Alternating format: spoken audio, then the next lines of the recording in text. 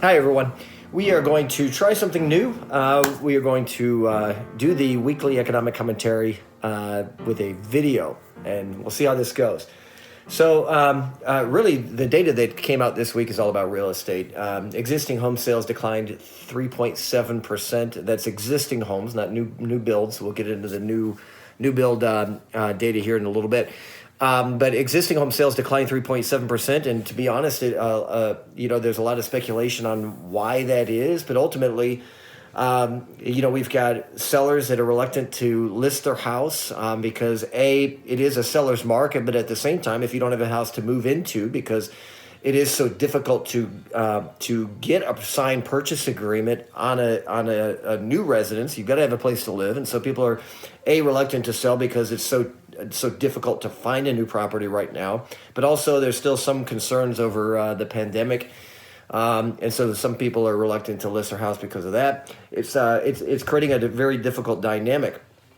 Right now, we're looking at the average prices of existing homes sold is up 12.4% versus a year ago. We're at sales in general are up 12.3% versus a year ago.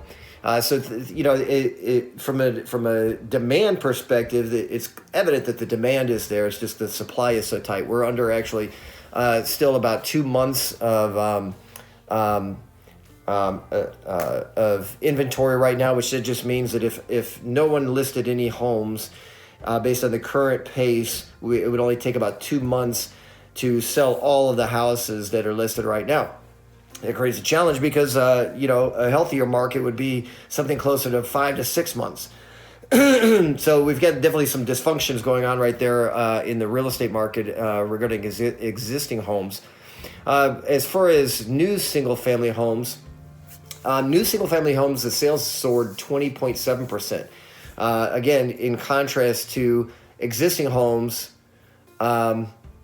where the sales declined 3.7% in March. New homes, the sales soared 20.7%. Now, there's probably some lag there from builders, because keep in mind we had a really bad February, and so and plus inflation has definitely hit commodity prices in a big way, particularly lumber and some of the materials used to build homes, and so because of that, we may have seen home builders be a little slower to be able to catch up with the demand that they couldn't satisfy in February and going into March. And now here they are, getting back to normal in March. The average home price for a new home sold was $397,800. And again, this is nationwide data, so keep that in mind. The local data may be a little bit different, which is up 6% from last year. So again, a stark contrast compared to existing home sales, where they were up 12.4% versus a year ago. Both of them up substantially, but there's definitely in my opinion, there's some dysfunctional things going on in the real estate market. We have right now what I view as artificially low interest rates.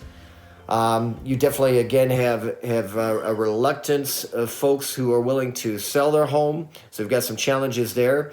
And in general, a lot of people have seen their lives change dramatically, even their work and school lives for their children. And so their needs at home may have changed, where they may need a bigger home. They may need a home office, a legitimate home office, or space to convert to an office. Kids are attending school at home in some cases.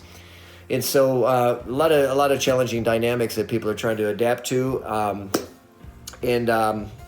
We'll see where it goes from here. But if you're planning on, if you've ever thought of downsizing, relocating, etc., now's a window to take advantage of this seller's market. But if you're trying to buy a house, I wish you the best of luck.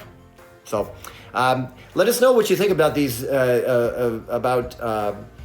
converting these commentary into videos and sharing you this information in this manner rather than the printed version. We want to make sure that it's user-friendly and that you guys have an opportunity to take advantage of this information and hear our thoughts on it. So we would really appreciate your feedback. Okay, thanks so much, and we'll talk to you soon.